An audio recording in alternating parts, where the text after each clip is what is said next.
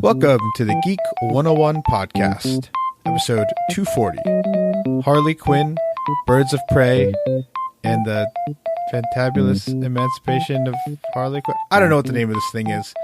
The Fantabulous Emancipation of one Harleen Quinzel. You killed my sandwich. I'm Ariel Rada. And I'm Andy Bowman. And today we are going to review whatever it is this Harley Quinn Birds of Prey movie is called. And we are joined by a special guest, Megan, a frequent contributor to the Mad About Movies podcast. Say hi, Megan. Hi. Thank you for having me. Yeah, it's great to have you here. We are connected through the Mad About Movie pod, where you and I are both frequent contributors. You are one of the women they have on the pod, so that people don't call them sexist. And correct. And I am one of the people of color they have on, so people don't call them racist. So there we go. We were connected by fate. So Andy, we do have news. Yes, we do. Start us off with some news. Okay, the most exciting thing to happen. We all know that Scott Derrickson left Doctor Strange 2 in the multiverse of madness. But we found out this week who the replacement is, and that is none other than the amazing Sam Raimi. Sam Raimi, of course, we know. If you're listening to the show, you probably know him best from the Spider-Man films, Spider-Man 1 and 2. I don't know what happened to that third film. But many people know him from those Evil Dead films and other horror comedy films. Andy, do we know if this is confirmed? I mean, I was seeing it everywhere, and the internet's never lied to me before. The internet's never wrong. Megan, do you have any specific thoughts about Sam Raimi's direction of the upcoming Doctor Strange film? I have seen the Spider-Man movies. I have a ton to add to this. No, I don't. I mean, that sounds exciting. I'm interested. I like Evil Dead and Evil Dead 2.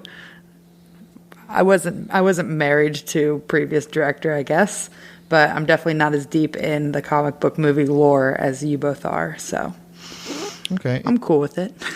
Andy, do you have any more specific thoughts besides excitement? No, I am excited. This is great. It's great that we finally have, representation of straight white guys directing comic book movies. In all seriousness, though, I was pulling for Guillermo del Toro, but this is actually great. This is a guy who has done comic book movies before. He has the horror tinge to it. He can do a little bit of the campiness. Like, this is great. This is wonderful. Yeah, I think what's interesting is that the premise of this upcoming film make it so that you can have all of this incredible campiness without ever making Doctor Strange campy, like the character himself campy. I really hope that Nightmare is one of the characters. Nightmare, for many of our listeners, if you don't know, and Megan, I'm assuming, no idea. Is Sorry. an interdimensional demon that is kind of like the boogeyman of the dreams, right? Kind of like the Marvel's version of a nightmare-inducing demon, who goes around in people's heads while they sleep and stuff. So I think he can do well. We know that he can work in a studio setting, but we also know that if he doesn't like the direction from the studio, he'll produce a terrible film, presumably on purpose. So there is that. Andy, we do have another piece of news, which is far less encouraging than this Sam Raimi one. What do we got here? So we finally have a release date for amazing director Doug Liman's next movie, which is a fantasy novel adaptation with Tom Holland and Daisy Ridley, and that is going to be Chaos Walking. It's coming out January 28th, 2021. Yeah, January seems to be where movies go to die, unfortunately. But Doug Liman did direct Edge of Tomorrow, which, Andy, I think both you and I would put in our top 10 sci-fi movies maybe ever. Yeah. Yeah, he also directed Swingers, the Bourne Identity, Mr. and Go. Mrs. Smith. What? He did Go. Go. Jumper. So there's that. I actually enjoyed Jumper. I don't want to say, I don't remember if it's a particularly good movie. It's something I enjoyed. Megan, are you interested at all in this Doug Liman, Tom Holland, Daisy Ridley film? The January release definitely gives me pause. Just because, like you said, it seems like kind of a wasteland of movies as people are normally catching up with Oscar stuff and kind of coming off the holidays. But I also liked Edge of Tomorrow, and I like Tom Holland and everything I've seen him in. And, you know, I'm interested, but I'm definitely not sold on premise and date alone. Yeah, it does seem frustrating because this movie was announced when Tom Holland and Daisy Ridley were kind of at the tip of everyone's tongue. Tom Holland was super successful in the Spider-Man franchise and still is, of course. I think the shine has come off Daisy Ridley with the what's the word I'm thinking of? Division among Star Wars fans since The Force Awakens. Mm-hmm. I asked this question to somebody, like, what is Rey's character like? And it's actually hard from the two films I watched. I didn't watch Rise of Skywalker yet. It's actually a hard question to answer. I think she reminds me a lot of Wonder Woman, where we're meant to know her character is at times precocious and strong and skilled and cares for people. But beyond that, in the two films, I did not find much of any type of character work in there for her. Any thoughts particularly on I guess on Daisy Ridley, but I don't know. This movie was a cool announcement and has since been the shine has since come off of it. Well, Ariel, have you seen who is the writer? Oh no, who's the writer? One Charlie Kaufman. Can you remind me? Charlie Kaufman wrote Eternal Sunshine of the Spotless Mind, Synecdoche, New York, Being John Malkovich, Adaptation, Anomalisa. Like, he is a very interesting, very meta writer. That is interesting. I'm going to read the Wikipedia premise for Chaos Walking the film. In the near future, Todd Hewitt, played by Tom Holland, has been brought up to believe that a pathogen has killed all women in a colony world and unleashed noise, the special ability to hear people's and animals' minds. Later, he comes upon a patch of silence and soon discovers the source of the silence, a mysterious woman named Viola Eade, the first he has ever met. On the run, they learn more about the true history of the world. So this sounds a lot like Maze Runner, Divergence, Hunger Games type movie. The Charlie Kaufman of it all is interesting to me. Right? Actually, that's kind of a real wild card, and I would have thought this was a real kind of down the line, apocalyptic movie, but that's kind of a twist. That is weird. Yeah, so I'm completely all for it. You know what? Maybe this is going to be great. Maybe this is all part of the subversion of expectations of this all. Yeah, that always works. Yeah, maybe out. They're just banking on it being a dead season, and they're like, "We'll come in and blow everyone away." Okay. Perhaps there is certainly a non-zero chance of that happening. But let's get into our review here. I guess we are here to discuss the DC movie that just came out starring Harley Quinn. Now, we keep saying that, and if you haven't heard, the original title for this film was Birds of Prey and the Fantabulous Emancipation of One Harley Quinn. And if you went into every movie website or app or marketing promotional thing now at 8:22 Eastern Standard Time on February 10th, 2020, you will find that the film has been retitled Harley Quinn Birds of Prey. And I think we have to add to that part of the reason for that is the movie is, I don't want to use the word bomb. I don't think it's bombing. It's certainly running below expectation. Is that right, Andy? Very much so. Do you know? Very much so. Do you know what the projected was and what the current is?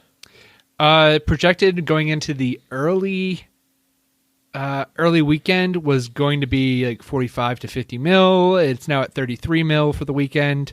We do not know how the legs are going to be. The word of mouth is good. We'll talk about the good things about this movie later. But Ariel, I do have a better title. Oh, what is it? Okay, check this out.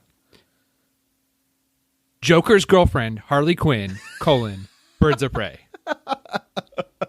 Wait. Actually, Batman's best friend, Joker's girlfriend, Harley Quinn, Birds of Prey. Bam. That's that Ex-girlfriend. Oh, yes. Ex-girlfriend. That's that full SEO optimization right there, Andy. I know. I really should be working for YouTube and Google. How about Oscar winner Joker's girlfriend, ex-girlfriend, Harley Quinn, or something. It is weird and it's frustrating and it's a little bit of annoying, but let's take a look at some films in the past that have changed their names after either promotional material have come out or the film has come out. I only have two examples, Andy and Megan. The first one being Star Wars Episode 6, Return of the Jedi, which was originally titled Revenge of the Jedi. And if I'm not mistaken, there are actually posters out there with Revenge of the Jedi printed, and they are very expensive. I do actually have a few other movies that have had their titles changed. Post-release? Or with... Yes, the titles have been changed at some point, okay? So check this out. Apparently, Christopher Nolan's Batman Begins was originally titled Untitled Christopher Nolan Movie. Oh, come on. All right. We're moving on here. Ariel, a lot of these movies have had their titles changed. Edge of Tomorrow seems to be the only film that I found that was actually released, and then in a home video it was rebranded as Live, Die, Repeat. I think Edge of Tomorrow is a great parallel to this because that movie is amazing and nobody had any idea what it was about in a bad way. And the marketing was a little confusing. So let's take a look at the marketing as a whole. Is there any reason, Megan, why you think that this film is not doing as well as quote unquote it should? Yeah, I mean, I have a lot of, speculations, but no firm answers, obviously. I think the marketing was a little messy, I mean, it's not Suicide Squad 2. I don't know if that would have been a seller on it, but if you're just a casual person who's looking at something and you see Birds of Prey, that kind of means nothing to you. If it's in any sort of print where you run out of space before you get to Harley Quinn, you might not know anything about it and have seen 3/4 of the title. The marketing, I feel like I did see a lot of it, me personally, but I also can't tell if that's because I go to the movies a few times a week, so I see every trailer a handful of times. It's an R-rated movie. I guess those sometimes don't do great. People probably, if you were a casual person who just watched Suicide Squad, I imagine you weren't rushing out to see the next iteration. But it is a little confusing to me because I feel like for 2 years, there was a bunch of people dressed as Harley Quinn. There was a big Halloween outfit after Suicide Squad came out, even though the movie wasn't that good. So I don't know, really. All the reports are saying it was kind of a 50-50 male-female split for the most part on who's attending it. I guess normally that probably leans more male for comic book movies, but it's also just kind of a down part of the year. Personally, I've been, every time someone's like, I'm going to the movies, I have to see something. What should I see? I'm like, is Parasite playing? You should see that. So I think a lot of things probably work against it, but I don't know. Andy, any thoughts on the marketing and underperformance of Birds of Prey? Oh, I've got lots of thoughts.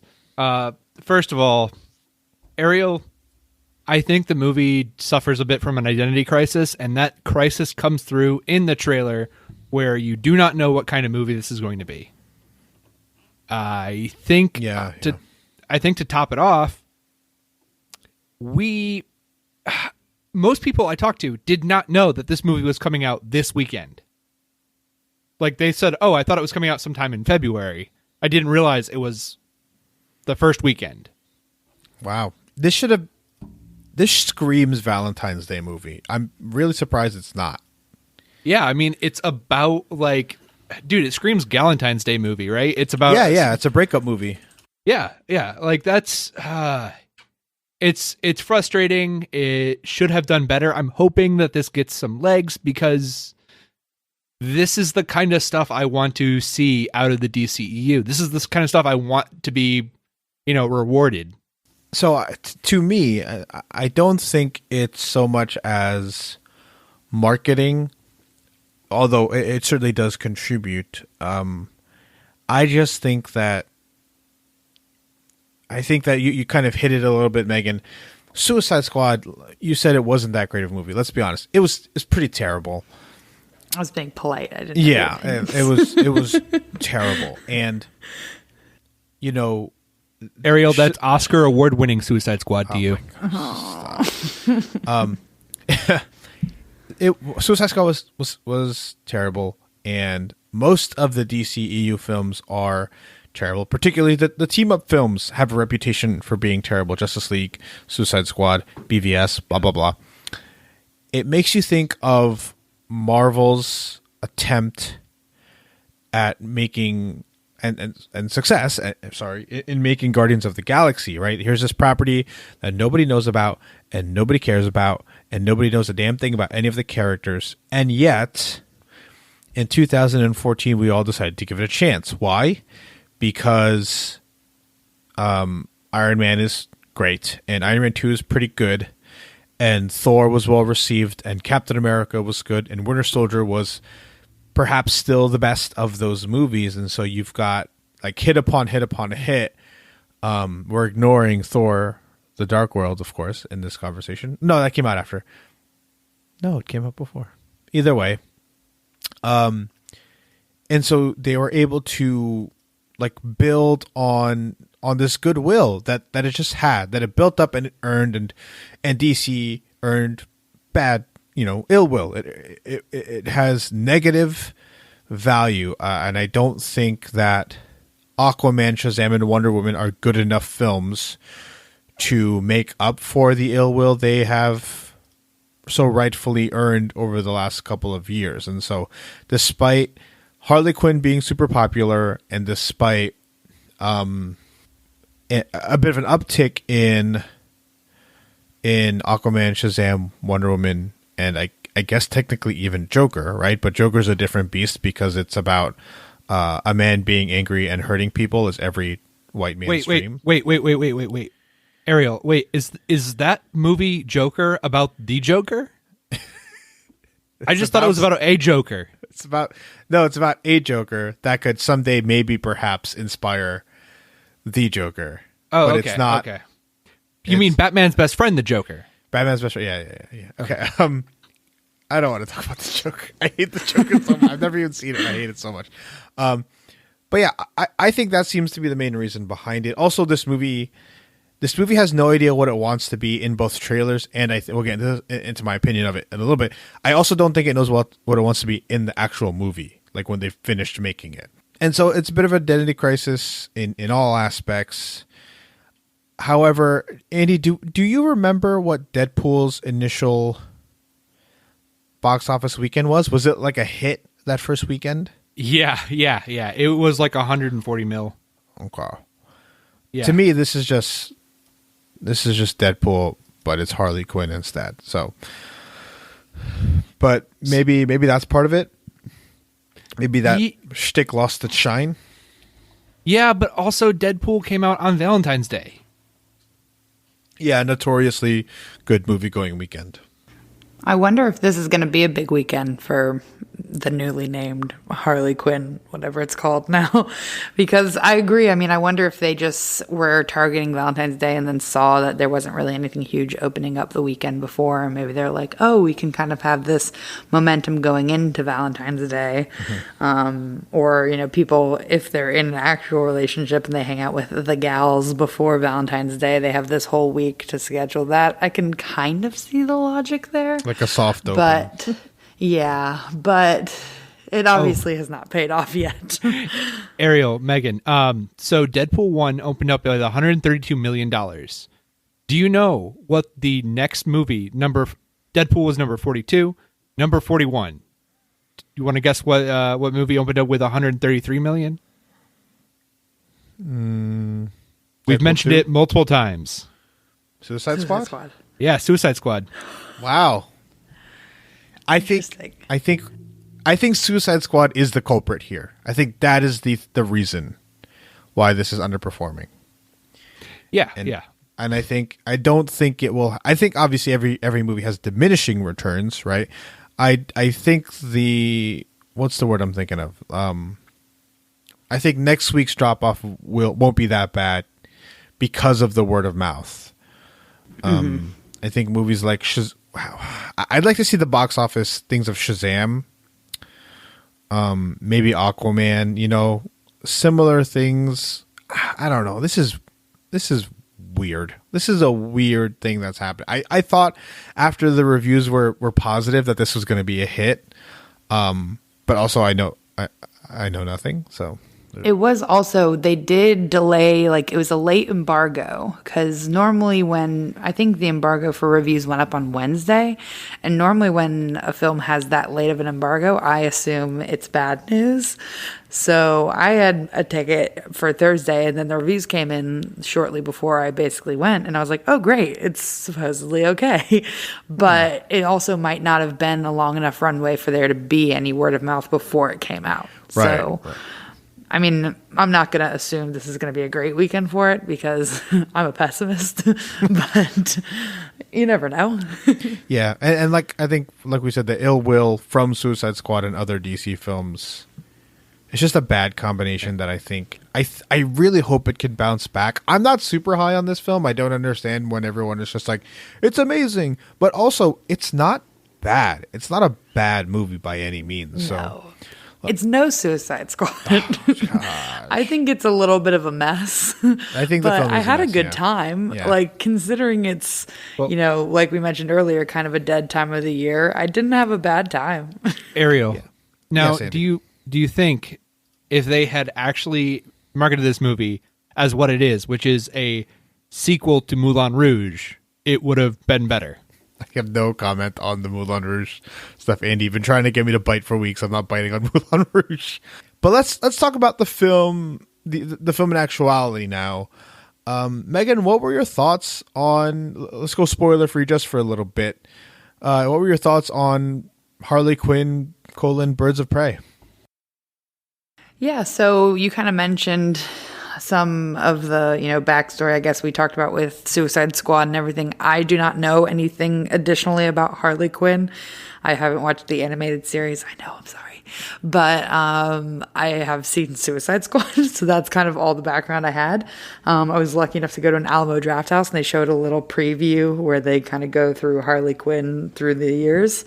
So I know it's a big deal that she broke up with the Joker in the movie. That it doesn't seem to happen in the comics, I guess, very much. She's normally with him.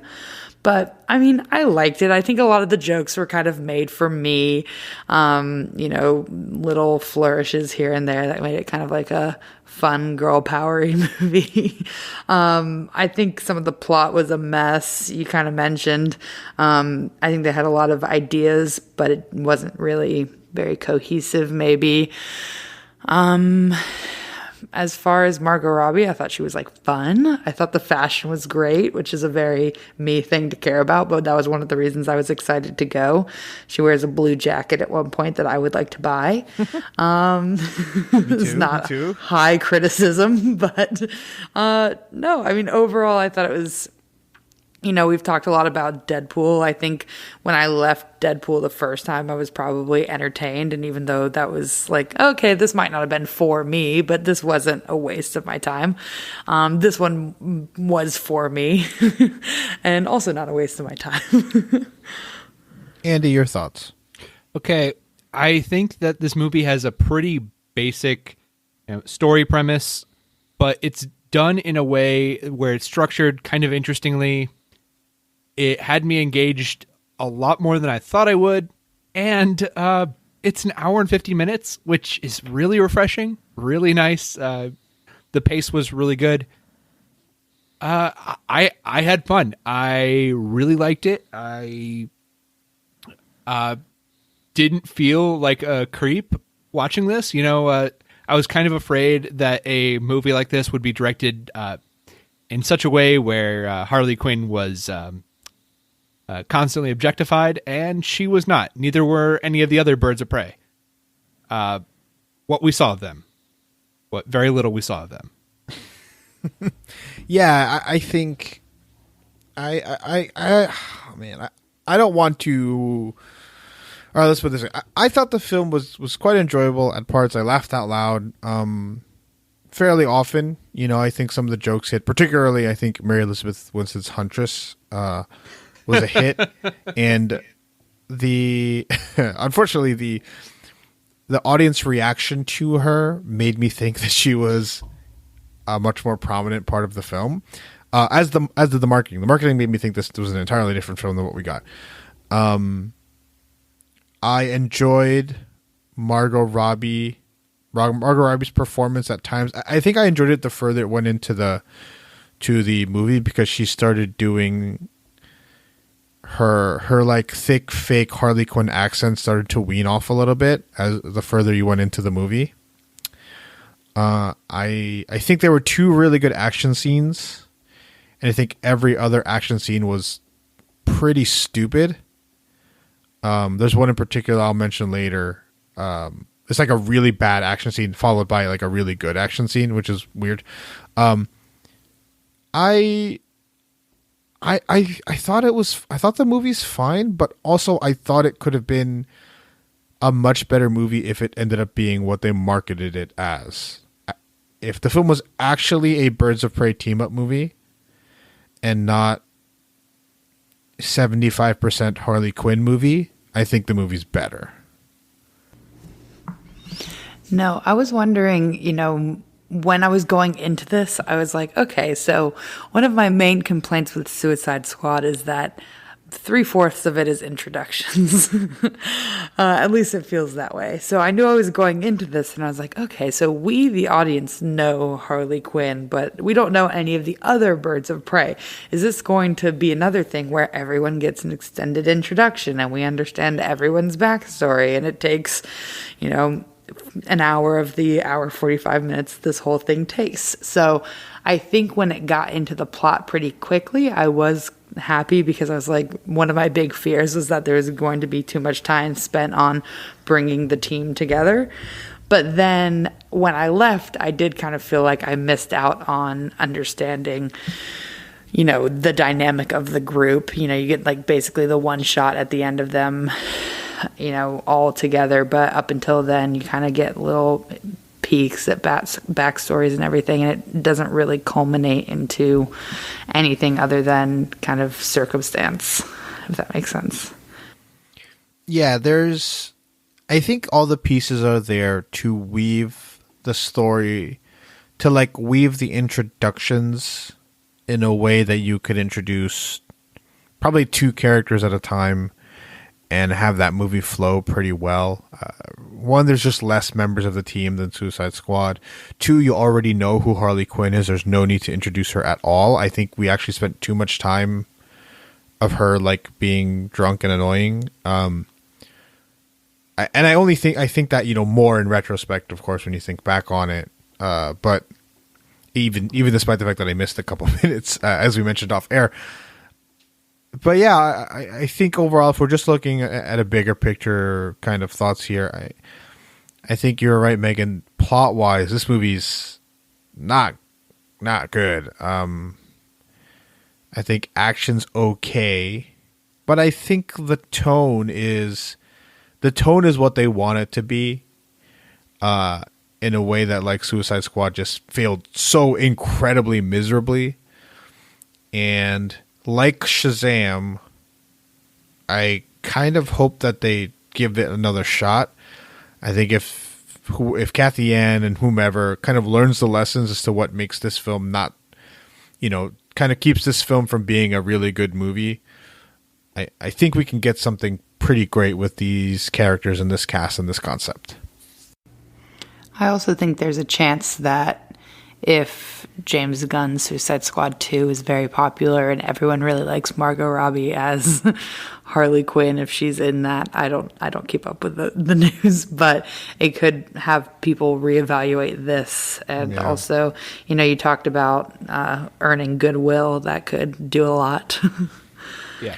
Harley Quinn is in the Suicide Squad. Thank you.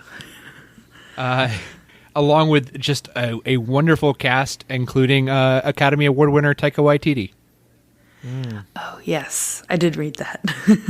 Yeah. All right. Let's move on to our spoiler part of this topic. If we usually do a should you watch here, Megan, in terms of should you watch, yes or no, and should you watch this or watch this if you like. So first up, should you watch Harley Quinn Birds of Prey? Yes. Yes. Okay. Is there any film that you would compare it to say, watch this if you like? Maybe like Josie and the Pussycats. Okay. All right. I love that movie. It's like a girl team up movie. Kind of solve a mystery. Yeah. Okay. Andy? Yes, you should watch this. And I think you should watch this if you liked Deadpool. Yeah, I'm gonna go with the yes. You should watch. Yes. I think if you mix Deadpool and Ocean's 8. Now I've never seen Ocean's 8. I just think conceptually there are things that this movie could have learned from the Ocean's franchise, and I'll get into that later. And any Guy Ritchie movie. Sure. Yeah. I think we like to make fun of Joker for being just a copycat of a Scorsese film, right? Yeah. But I also think that there are lessons you can learn from Soderbergh and Guy Ritchie movies that you could have put into Birds of Prey while keeping it almost the exact same movie. But let's go on to spoilers. Andy, what are your spoilery thoughts on things that happen in Harley Quinn Birds of Prey? The biggest laugh was when Black Mask blows up. Okay. I really was not expecting such a gory explosion. I know that's a weird thing to bring up right off the bat, but that's one of that sequence building up to it is actually one of the ones that stayed with me. Weirdly enough. I did not. I didn't like that particularly. I think it would have been funnier if it was like a glitter bomb and it explodes that way. I really loved she had the like beanbag guns that had the glitter going off. Yeah. That really got me. It made me feel really basic, but I was like, oh, fun. No. What a nightmare to clean. Megan, the use of color in that entire like sequence, I really loved. I loved the smoke. I really liked that entire thing.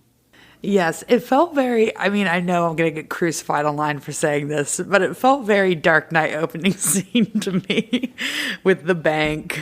No, Joker mask. That's my least favorite scene in the movie, the police station. Well, Ariel, you're on the record as hating women, so... It doesn't make... Guys, everyone has a gun in that room. Yeah, and she's just that good, Ariel. Oh my gosh. It was so infuriating. Like in a world where things like John Wick and Deadpool and blah blah blah, like where you have to come up with reasons why somebody just doesn't shoot her. And Is it the John Wick fight choreographers? I think I read that, but I'm unsure. I don't think even if they did that, like, it's like, shame on them.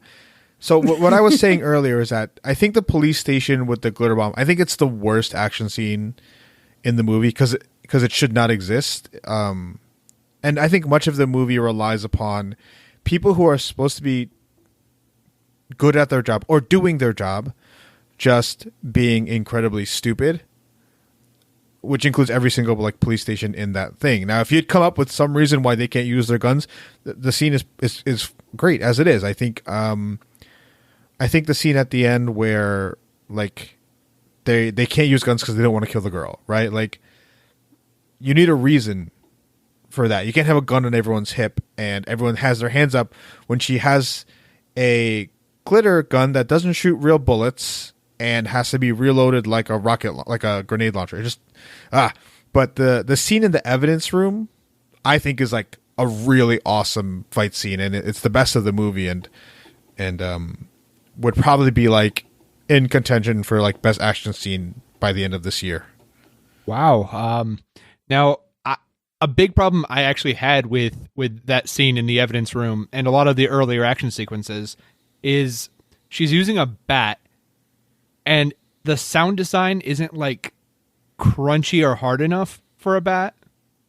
Like that really bothered me. Okay, so that bothers you, but people with guns on their hips deciding not to pull them out and shoot someone. Yeah. That's you're okay with. I'm perfectly fine with it. I don't understand. Ariel, the movie spends so much time establishing she's the Joker's girlfriend and everyone is afraid of her because of that. Yeah, they clearly the whole didn't want to movie do that. The whole movie states that she's not the Joker's girlfriend, so no one should be afraid of her anymore. Well, clearly they should be afraid of her. Did you not see her take down all those guys? They had guns, Ariel. I'm okay. They had guns. Like, I'm okay with her, like, in a small room avoiding the guns, but like she walks into that police station and nobody pulls the gun on her. Like, if people are shooting at her and she's like, I don't know, using bodies as shields and turning the sprinklers on so the guns, like some stupid reason why the guns don't work, like, that's movie magic. People just forgetting that guns are on their hips is poor filmmaking, poor writing. I recognize it, and I still didn't care that much. Yep. That's exactly how I feel. Sorry, I'm trash. I'm just... I agree, but I so just... much. No. I'm just fine with it. I also think that that scene was pretty much designed and shot when they really didn't know if the film was going to be rated R.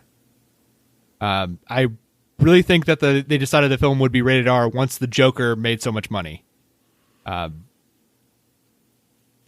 get that. Yeah. Yeah. I really liked it. It was very pleasing to my eyes. I thought it was good, and it felt a little bit like Domino's action sequences in Deadpool 2. Yeah, the Deadpool 2 comparisons are kind of unavoidable. I think like the team up and all this, and the kid that you have to protect and blah blah blah.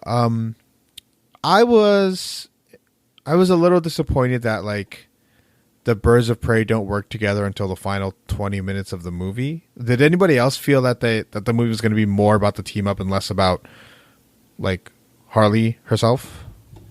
Yes, and I think that's probably why they changed the title. It's kind of too little, too late at this point. I've already seen the movie. But when you have in the trailer, she's saying, I guess we got to work together. I didn't expect that to be, 15 minutes till the end, basically. Yeah.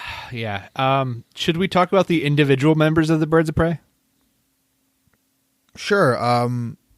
Well, let's start with you, Andy. What are your thoughts on them specifically? All right. Well, Ramona Flowers' Huntress was great. Yeah, kind of that socially awkward, raised by assassins, doesn't know how to talk. So good.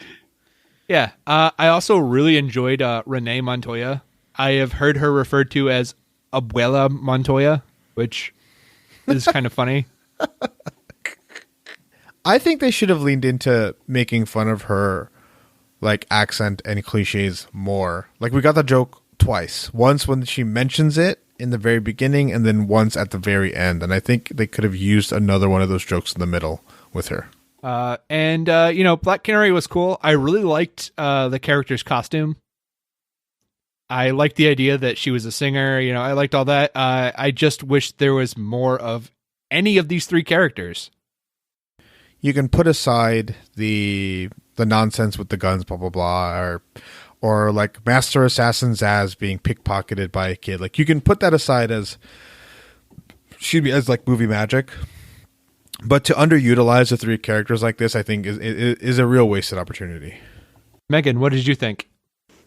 Yeah, I agree. I really, I think Huntress was my favorite as well because they just set her up as this, total badass, and then to have her practicing in the mirror, her entrance. So good. That was probably the biggest laugh in my theater because it was totally jarring and it fits in the movie, but you don't see it coming at all. And yeah, I agree. I think, Black Canary was kind of very much in a like reluctant, have to go along with the caper type thing. Montoya as well kind of just got stuck in it, and I mean it definitely ends where they're kind of being like, okay, where will these ladies go next? As for me, I wasn't going in, I didn't know anything about the Birds of Prey. I realize now that I guess Harley Quinn isn't traditionally part of that group. It's really the other three women. Mm-hmm. At least my understanding is. But it is at the end, we're in spoilers, but after everything's calmed down and they're all, I think eating burritos and hanging out and making fun of each other. That was the part where I was like, if we had this scene kind of, halfway through so that when they were going into kind of the final battle, they really understood each other and got each other's strengths and everything like that. I think that would have felt more, gratifying for me. Yeah, complete agree with you there. So this is why I think Ocean's 11 is like the perfect example of getting the crew together. They just give them such amazing character moments early and trust that you can define the character by that character moment. I think we get that with Montoya. I think we get that with Huntress. I don't think we get that with Black Canary, and so I found that a little bit lacking. I also wish I wish like in Oceans we got that in the beginning of the second act. And so like you said, Megan, this third act it just works so much better, and you're rooting for these characters, and the emotions are there no matter what the choreography looks like. And I think specifically the scene where young Cassandra Cain is like pickpocketing people, I think they needed to either make that more absurd or more realistic, and it's just kind of like sitting in the middle, right? Where there's one scene where she literally like shoves a guy's jacket and just like takes something out of it and like walks away. I think they were trying to get Ocean's Snatch, type vibes, and I just don't quite think it worked.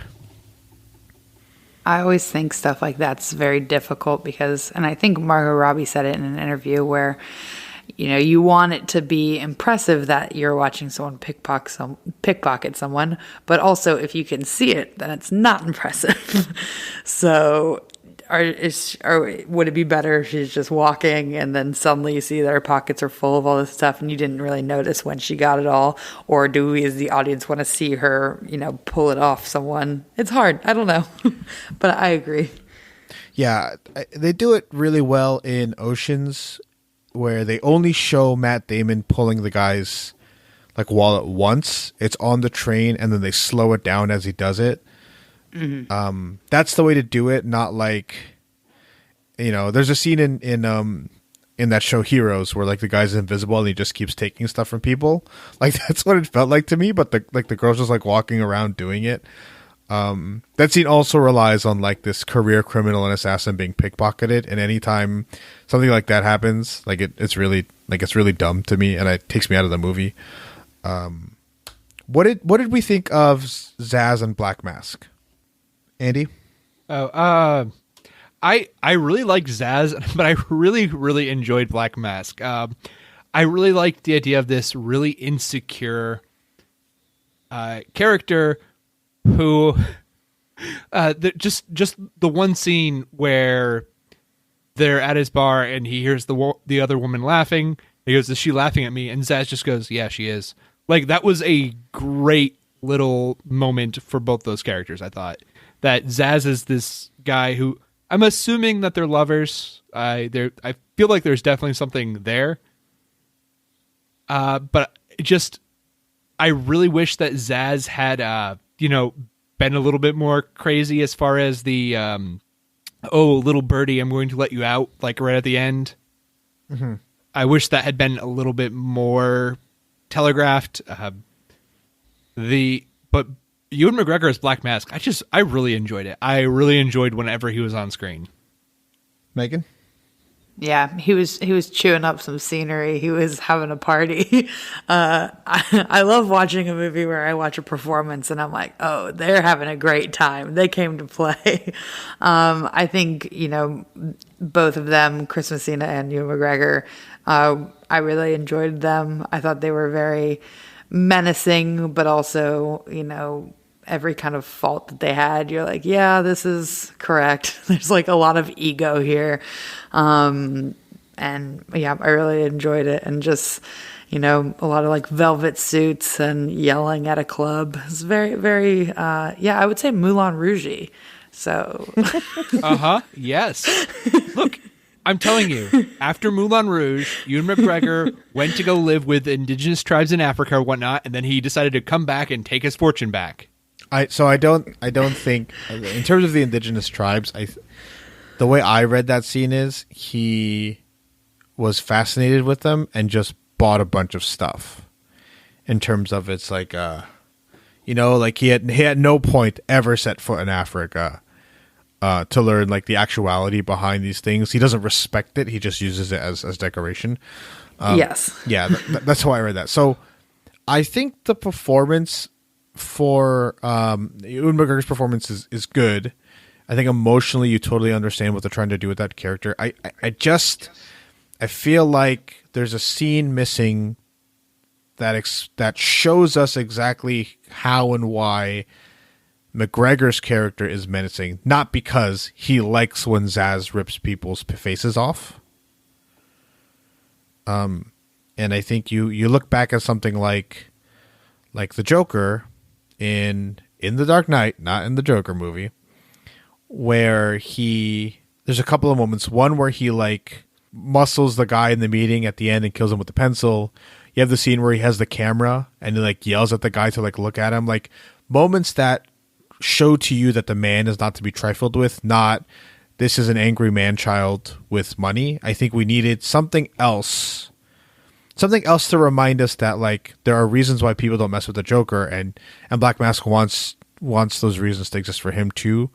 And then for Zaz, I was kind of hoping like you said, Andy, where he's like threatening the canary and stuff like that. I think we've seen all these women be really like physically impressive, and I think we needed a scene of Zaz being physically impressive so that the threat has weight and not just lip service. Like, sure, he cuts people's faces off, but if you point a gun at somebody, the power's in the gun and not the person. And I think we need to see the power in both of those people, not just I have guns and money.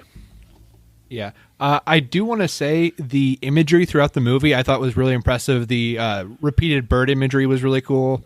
And the like Black Mask's final scene at home when there's all the like the bondage imagery around him, I really, really liked that. I also liked he wore a kimono. That was really funny. That's exactly something that type of person would do. Exactly. All the style choices were really right up my alley, honestly. I found it very entertaining. Is there anything else about this movie that we wanted to touch on before we get out of here?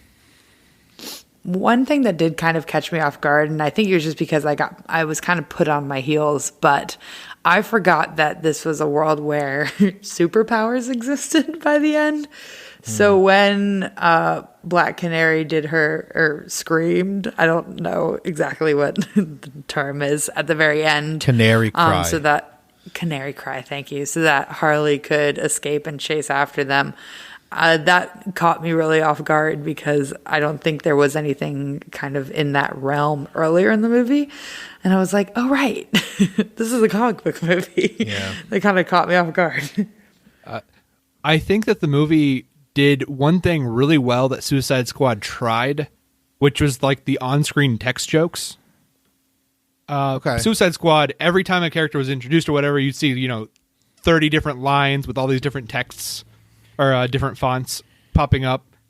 With this, the way that they used the text, the way that they used the imagery, it was so much better than Suicide Squad, and it usually played off for a really good joke. I agree. Yeah, I agree with you there too. I think Harley played for a good enough main character. I just don't think that the plot was strong enough. I think the characters overall were very good. I just don't think the plot was strong enough on the whole. Something that I'm going to keep an eye out for when I'm like reading reviews and blah blah blah. There, with Black Mask and Zaz, we do have queer coding with those characters. In terms, which is like a historical thing in movies and stories where villains are coded as gay or queer or trans or something. I think the easiest examples to tell the audience would be like Ursula in The Little Mermaid is like based off of a famous, I think it was like a drag queen, or Jafar being coded as gay. And I think you absolutely get it in this movie. And I'd love to read somebody else's take on that and how that, how we reckon with that in what I think is an offensive, thing to do. But it's also done very differently in this. I don't know. Someone smarter than me and somebody obviously queer would have to touch on this because I am not qualified to do so. Well, as a white man, let me go ahead and just tell you that this is okay. No, as a straight white man, Andy, you forget. Yeah. I think it is complicated because I think a lot of people do want more characters where, their sexuality isn't their defining personality. But this does definitely fall into, I think, like you mentioned, some tropes that have been criticized in the past. I also am not intelligent enough to speak about this clearly. But I agree. I'd be interested to read someone who was. Right. Who is uniquely qualified to answer that question or to examine and explore that question in a way that perhaps we are not. All right, let's get out of here. But before that, Megan, what is your grade for Harley Quinn Birds of Prey? I think I'm going to go B+. Sure, I had a great time. All right, Andy? Yeah, I'm going to go B+ as well. I had a great time. I enjoyed myself. The worst part was seeing 7 trailers. Oh, I strategically miss all trailers in a movie. I'm going to give it a C. I think if you're going by characters, I think the characters are like B plus A. I don't think the movie's particularly great. I think it's completely average. Maybe, I'll give it a C plus, slightly above average. That is what you gave Wonder Woman, Ariel. I just want to make sure you know that. Okay. You gave these Wonder movies Woman are a C+. I think Wonder Woman is really good for 2 acts, and the third act is a solid F minus minus minus. Okay, I do hate that third act. That's fair. Yeah. I'm just Megan. You don't listen to a ton of those. I'm a hard grader. Like I've given out maybe 2 or 3 A pluses in the last 4 years. I'm the easiest grader, man. I'll give anything a C+. Who cares? My time is valueless. No, like the only Andy, what was the last time I gave something an A plus? Logan? Watchmen. Oh, Watchmen was good. Did I give it an A plus? I might have given it an A. You gave it an A+. Okay. That's really good. But then, Watchmen is so good that people put it on their decade list despite one season appearing in 2019. Like, that's, to me, that's what you have to hit. Like top 10, 20 movie of the decade for me is the A pluses. I just grade on a much different curve than everyone else does because Right. Oh, Ariel, actually, you gave Joker an A plus. how dare you? I have not seen Joker. I'm not going to watch Joker, and I'm not going to give it an A plus if I do watch Joker. So Right. That's why you gave it an A plus because without watching it, you're just like, oh, this is clearly great. It's Batman's best friend, the Joker. God. Okay, let's get out of here. But Megan, before we get out of here, we do have a quick segment that we do every week where it's called Homework, where we recommend something to the listener, similar to the Mad About Movies Weekly Recommends. Is there anything that you have that you'd like to recommend at this moment? Sure. I'll do a callback to something I said earlier. I rewatched Josie and the Pussycats this weekend, and I think it is, as much as at the time I think it was written off as kind of dumb teen movie, it is crazy how prescient and interesting it's become. It's such a time capsule of a very specific time. I thought it was so funny. I didn't remember a lot of the jokes, probably because in my youth I didn't understand them. The music's really good. I just thought it's a 10 out of 10. Andy? Yes, my homework is to go ahead and watch any of the films by Bong Joon-ho. This includes Mother, Memories of Murder, The Host, Snowpiercer, or Parasite. That's No Oscar Okja. Oscar winner Bong Joon-ho to you, Andy. Yes, and to us that's all. right. And to Sir Bong Joon-ho. This man deserved the Oscar. I was so happy, so incredibly happy that Parasite won. It's probably one of my top movies of the decade. It deserves it. If you want more of a different kind of movie, by all means, go watch The Host, which is a monster movie.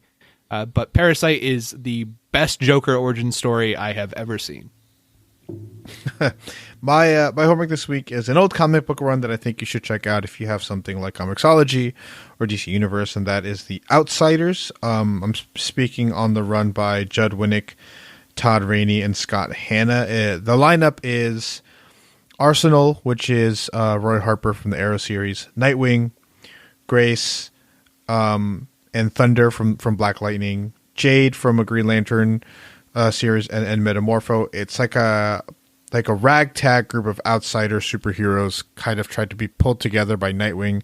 Similar in tone, I think, to something like Birds of Prey or Suicide Squad or Guardians, but a more like gritty street version of that. One of my favorite runs and like a book I have like signed and like framed in my house and stuff. So that's The Outsiders, some old school comic book or old neo school comic book there for you. But let's get out of here. Dear guest Megan, where can people find you online if you so desire for them to? Sure. I am online everywhere at Spell Megan. So spell a word and then Megan, no H or any sneaky letters in there. And I also have a podcast called On the Download, and all that information's on my Twitter and everything. So I'm very easy to find. Andy? You can find me on Twitter at Hebrews Pale Ale, and also follow me on Letterboxd so you can read all my reviews before they come out, before I cover them on the podcast. All right. You can find me at Dread Pirate Roddy. You can find us at Geek101 Podcast on Twitter and Facebook and Patreon. Email us geek101pod@gmail.com. That's all we have for today. Class dismissed.